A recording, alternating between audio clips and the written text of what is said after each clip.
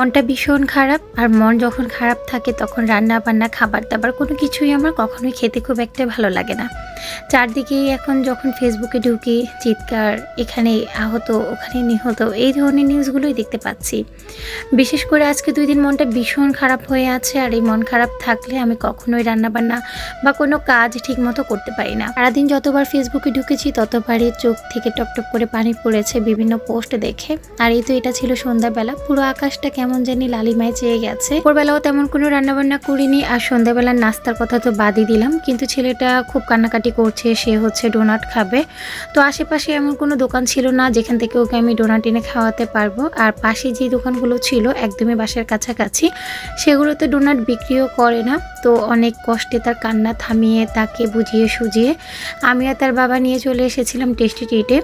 এখানে আসার পর আপনাদের ভাইয়া বলছিল যেহেতু সন্ধ্যায় বাসায় কোনো নাস্তা তৈরি করবা না, তো এখান থেকে আমরাও কিছু হালকা পাতলা খেয়ে নিই। ভোরবেলাটাও যেহেতু খুব একটা খাবার হয়নি, রাতেও গিয়ে আমি খাবো না, হয়তো ঘুমিয়ে পড়বো। কারণ আমার এমনিতেই হচ্ছে ফেসবুকে যখনই ঢুকছি তখনই আমার চোখ থেকে টপটপ করে পানি পড়ছে। এই ধরনের নিউজ আমি খুবই বেশি আপসেট হয়ে আছি। বারবার করে মনে হচ্ছিল হয়তো আবু সাইদের জায়গায় আমার সন্তান বা আমার ভাই বা আমার নিকটস্থ কেউ যদি থাকতো, আমার মনের অবস্থা আসলে কেমন হতো।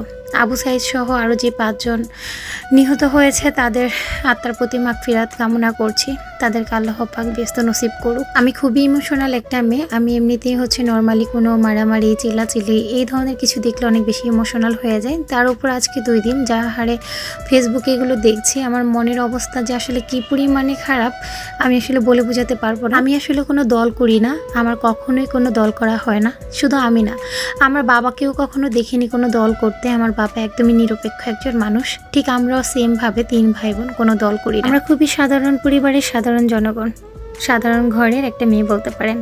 কখনো কোনো রকমের দলাদলিতে বা কোনো রকমের ঝামেলাতে যেতে পছন্দ করি না। সবসময় চাই শান্তিপূর্ণ পরিবেশ, আর এখনও চাই দেশটা যেন শান্ত হয়ে যায়। আমার দাদাও কিন্তু একজন মুক্তিযোদ্ধা ছিলেন, সেই হিসেব করতে গেলে আমরাও তো মুক্তিযোদ্ধার নাতিপুতা। কিন্তু কি হলো, গোটা দেশটাই এখন রাজাকারের উপাধি পেল। যাই হোক, সেসব কথায় আর না যাই, শুধু এইটুকু বলতে চাই মেধা দিয়ে যাচাই করা হোক, কোটার কোনো দরকার নেই। আর এত ঝামেলা বিশ্বাস করেন দেখতেও ভালো লাগছে না। মন থেকে শুধু দোয়া করছি যেন এগুলো খুব তাড়াতাড়ি মিটে যায়, দেশটা যেন আবার আগের মতো শান্তিপূর্ণ হয়ে যায়।